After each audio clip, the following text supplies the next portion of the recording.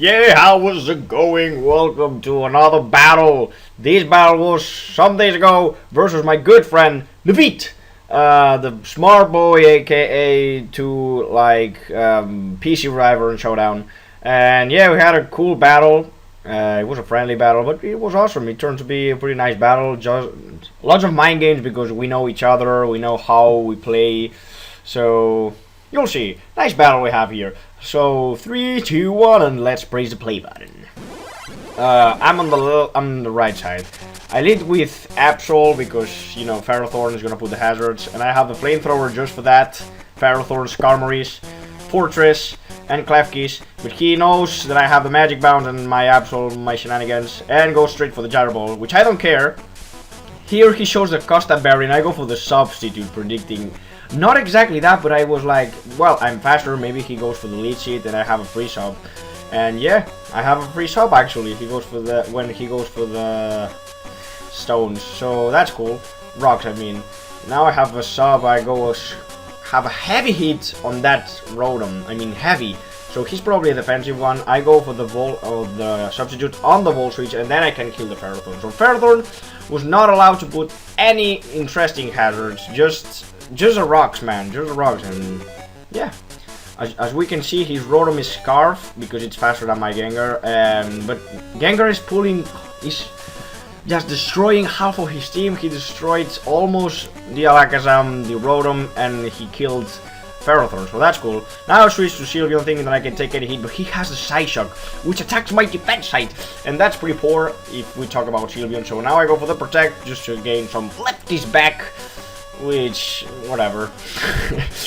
Yeah, then I have to switch out on this side to sacrifice Gengar, because I wanted a free switch just in case he switched his moves. I wanted a free switch to Zygarde and go for the Extreme Speed, but guess what? He knows my sets. And he predicts my Extreme Speed, so that's why he switches to Florges. And Florges eats that pretty easily, even that he has poopy defense. Zygarde is actually pretty good in attack, but Florges is Florges, so whatever. Ageless comes in, predicting the Moose Blast. I can take that like a boss. And I decide just to set up now. No, I make a double switch to Rotom, predicting his own something. I was not predicting him to stay in, probably Charizard or maybe Aegislash, but that doesn't happen. He brings Aegislash on my Ball Switch, so now I have to bring Zygarde to counter-attack this, and that's what happens. Zygarde is here. Zygarde is ready to battle. I am at full HP too, so I'm not worried about that. I'm just gonna go straight for the Earthquake. Oh no, that's another turn. Duh. I go for the DD, predicting the switch, or just if he stays in, I can take any hit that Aegislash can do, so that's okay. But he brings Florges, I'm scared, I'm playing safe. Bring Aegislash again, the Moonblast, because Moonblast is gonna hurt if it hits my Zygarde. Now I go for the Swords Edge on the switch, but he brings Charizard, and I was super scared that it was his Mega Evolution, and guess what? That's it. I go for the Shadow Sneak, but in his Mega form he got the defense boost, and that does nothing, but with the Flare Blades he destroyed my Aegislash, but I don't care because now I can bring Rotom and I can go for the Hydro Pump, and that's what happens. Aegislash took it pretty well, and I don't know if he thinks that I'm Scarf, which I'm not. And now I can burn the Aegislash, which you see, a burned Aegislash is almost useless unless you can set up like a +6, but whatever. You go for the King Shield to get more lefties back, which I'm not a fan of, but whatever. It's a smart play actually. Now I go for the Hydro Pump to deal the most damage at this Florges when it's coming, and then I have the Hydro damage plus the Volt Switch because I know I'm faster. So yeah, I got a nice 38% on this Florges. What do you think? He wishes on my Volt Switch, was kind of predictable, but now with Sylveon here, he decides to pass the Witch to Aegislash.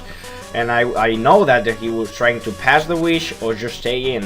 Either of those was a nice play to go for the Toxic, except that he brings Aegislash, who is a Steel type. It's not affected by it, because, it's a Steel type. And yeah, bringing Zygarde on the Aegislash, not a problem for me. He has to switch. Even if he King Shields, I don't care. Earthquake is not a contact move, so I can go for it. the a lot of times. Fuck. And I can bring Rotom Watch. I predict that, but my Rock Slide misses. I'm not sure if that will kill. Probably not. But with the combination with Rock Slide and Extreme Speed, he will be dead. So yeah, he goes for the Will-O-Wisp on my Zygarde. That's why I switched to Rotom, which I don't give a fuck if it's burned, because, you know, I have the Resto Chesto. And yeah, that's what I do. Go for the rest, recovering my whole HP, and he's gonna burn me. That's fine, because I have a free Volt Switch. Without Ferrothorn, he has problems to take my Volt Switches and my shenanigans.